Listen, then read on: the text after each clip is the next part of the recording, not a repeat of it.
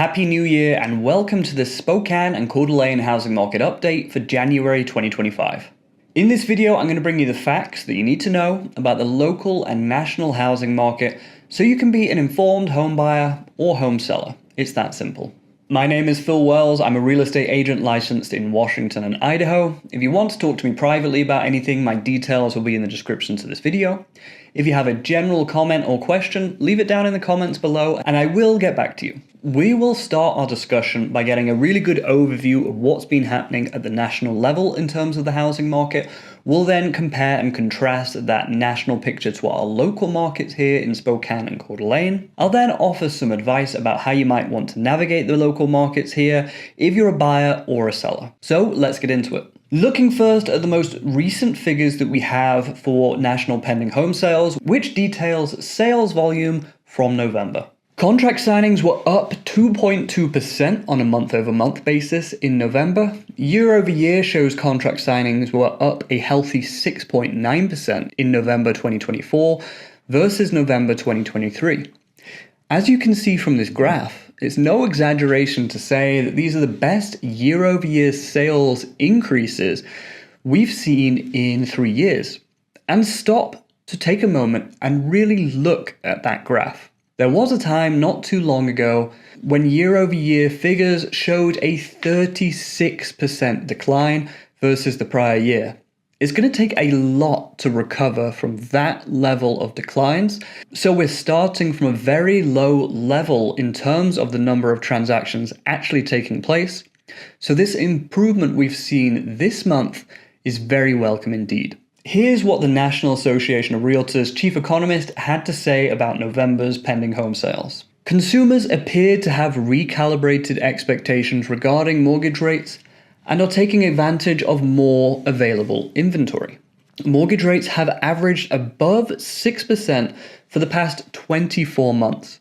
Buyers are no longer waiting for or expecting mortgage rates to fall substantially. Furthermore, buyers are in a better position now to negotiate as the market shifts away from a seller's market. I've been saying this for what feels like a few years now. You are in a better position right now as a home buyer to actually get the property that you want under contract, negotiate some repairs or concessions along the way, and do all of that while facing limited competition. Yes, mortgage rates may feel punitive, but everyone is experiencing that same thing right now. You have to make the best of the cards that you're dealt if you want to buy or sell in this market. Speaking of mortgage rates, let's see what they're doing. The 30-year conventional mortgage at the start of November was 7.09%, and by the end of November, they were at 6.88%. Today's rates have risen once more to 7.19%. Jerome Powell at the Fed has signaled a slowdown in rate cuts as the economy has not quite reacted the way he expected it would to his recent rate cuts. Many, therefore, are now predicting a steady glide down towards 6.3% in terms of mortgage rates by Q4 of this year. Not the rapid correction some might be seeking, yes, but steady and boring when it comes to the housing market is good. We tend to forget sometimes we're talking about people's homes. This is where they actually live.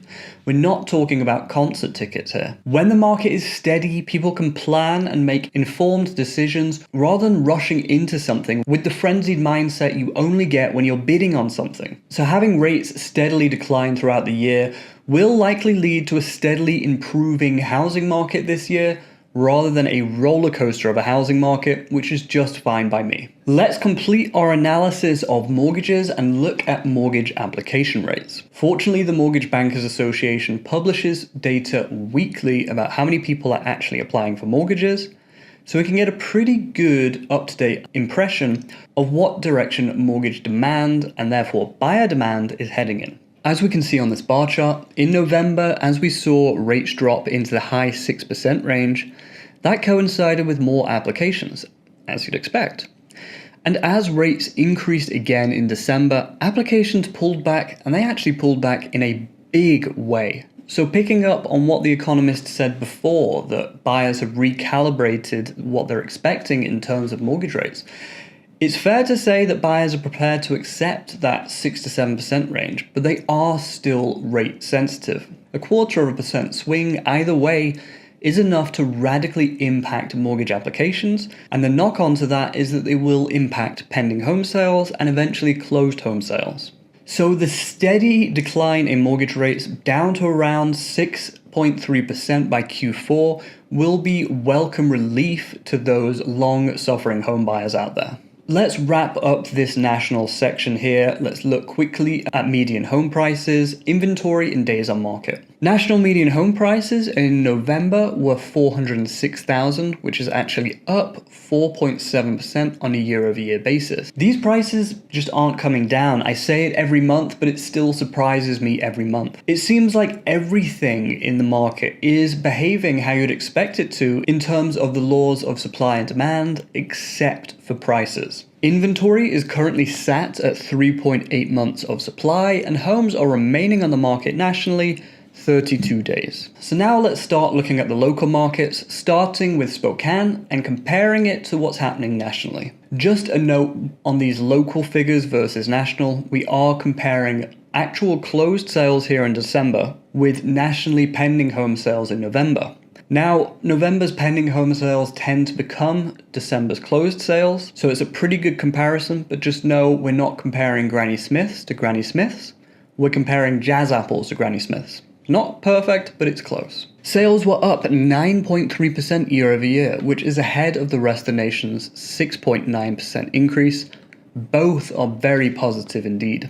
Median home prices are ahead of the rest of the nation at $415,000 compared to $406,000, and are up here locally in Spokane 10.7% on a year-over-year basis. That's a major move upwards in terms of home prices here in Spokane, and it's not what you would expect to see in the colder months. Inventory is lower than the rest of the nation's inventory levels. We're at 2.2 months worth of supply here in Spokane versus 3.8 months nationally. We are entering dangerous territory then when it comes to inventory here in Spokane. The fewer homes there are available to buy means that there are more people looking at the same homes that are available. This artificially increases competition and results in home prices rising. New listings are up 15.1% on a year-over-year basis, which is a welcome correction from last month's data that saw a decline in new listings.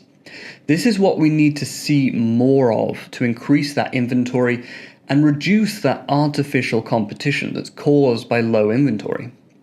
You can see days on market of 30 days. That's right in line with the rest of the nation, and that tells home sellers they can expect to have a contract in about a month if they're priced right. Sellers in the Spokane market should look at that low inventory and increasing home prices as good and exciting news for them. But they should remember that mortgage rates remain stubbornly high, and while yes, there might be artificially high competition, buyers do not have the cash to play with to compete that much. Contracts are being formed, deals are being closed, but what's also true is that home sellers are accepting below list offers, concessions are being made, and sellers are sometimes paying for repairs to homes before closing. Home sellers in this market therefore need to be pricing their home right and doing the basic things to physically prepare their homes for market, such as cleaning, decluttering, and some basic staging. Buyers in this market will understandably be frustrated at the prospect of rising home prices on top of persistently high mortgage rates. But remember this if you're a buyer,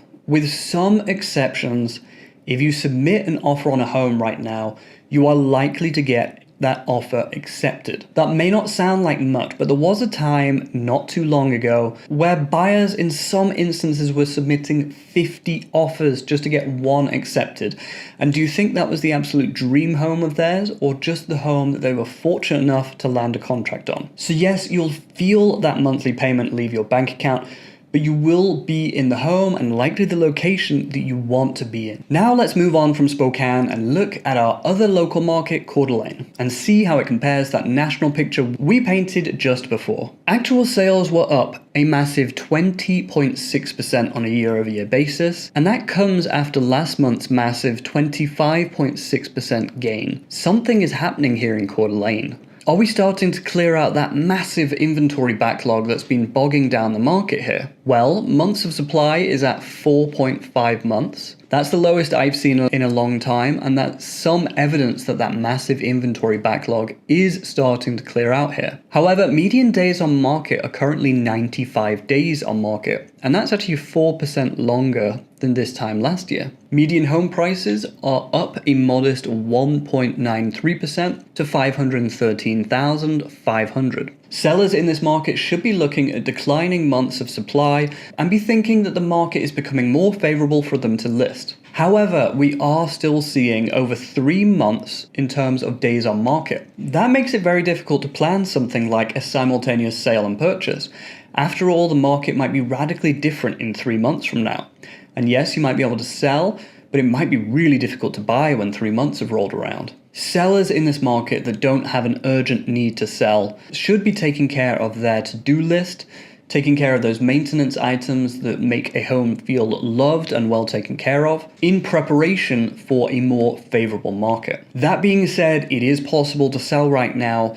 The key is pricing the home right. Buyers in this market should be looking at stabilizing prices as well as significant days on market as an invitation to get their slice of North Idaho secured once and for all. And the list to sold ratio here suggests that concessions are being made during contracts right now. So it could be a great time to buy here in beautiful North Idaho. That's it for this video. I hope you gained from the video. If you did, please like, comment, and subscribe.